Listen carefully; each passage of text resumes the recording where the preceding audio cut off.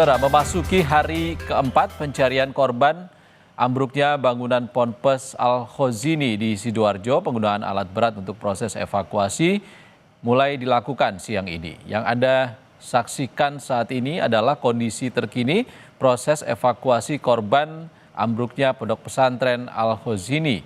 Seperti yang Anda saksikan, saudara, saat ini kren sudah dikerahkan untuk membantu mengangkut reruntuhan bangunan, di mana ada sekitar lebih dari 50 korban yang diperkirakan masih tertimbun reruntuhan pondok pesantren.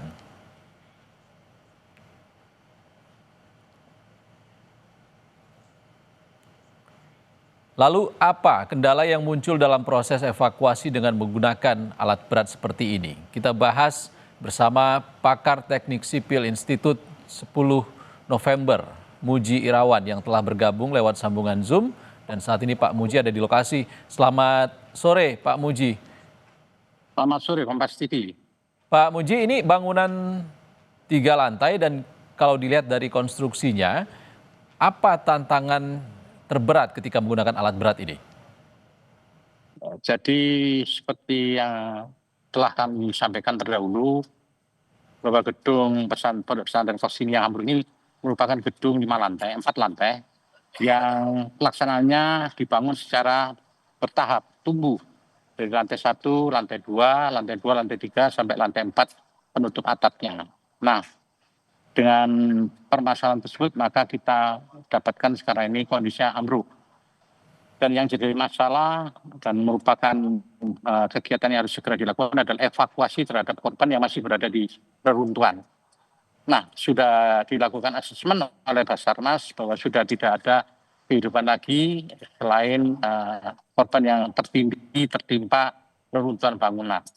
Nah, asesmen tersebut membolehkan kita untuk melakukan pembongkaran gedung secara hati-hati dan bertahap agar tidak memperparah kondisi daripada korban yang tertimbun di lantai dasar. Ini kita sudah mulai dengan izin yang semua pihak memahami. Ini kita sudah mulai pembongkaran sampah-sampah yang di atas, kayu-kayu, bekesing, bambu, dan sebagainya. Itu kita bersihkan semua. Selanjutnya, bertahap kita akan membongkar plat, kolom, dan balok dengan memperhitungkan masing-masing berat dan memperhitungkan kondisi stabilitas dari reruntuhan. Karena jangan sampai pada saat kita melakukan pemotongan atau pengambilan elemen struktur, itu terjadi ambruk berkelanjutan yang tentunya akan menyebabkan korban akan semakin tertindih.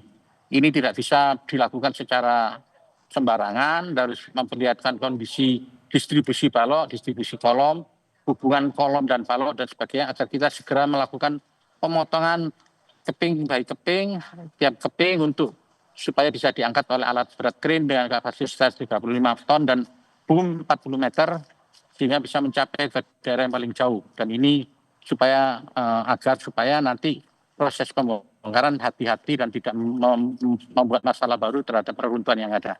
Demikian penjelasannya. Pak Muji, penggunaan alat berat ini akan dilakukan secara non-stop atau ada jeda dengan interval tertentu? Sudah perintah dari Basarnas, kita 24 jam untuk bekerja bahu-membahu segera menyelesaikan pembongkaran ini, karena kita sudah 4 hari korban di bawah reruntuhan harus segera dievakuasi karena sudah harus mulai ada daging-dagingnya mencair, sehingga kami diminta untuk segera melaksanakan pekerjaan pembongkaran cepat tapi hati-hati, tidak memperparah konstruksi yang sudah runtuh.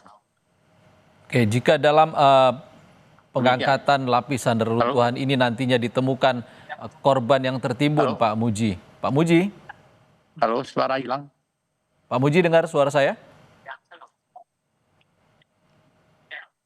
Halo. Halo Pak Muji, Anda bisa mendengar suara saya? Ya, oke, sudah mulai bisa. Oke, Pak Muji, kalau nanti dalam pengangkatan lapisan-lapisan reruntuhan ini ditemukan korban, apa teknik yang akan dilakukan? Ya, jadi kami akan memantau dan dipandu oleh Basarnas. Begitu kita menemukan korban, langsung kita akan berhenti, Basarnas masuk ke lokasi, tapi kita masih bisa melakukan pembongkaran di sisi lain yang masih aman. Jadi kita priority adalah untuk mencapai lokasi korban sehingga kita bisa melakukan evakuasi. Demikian.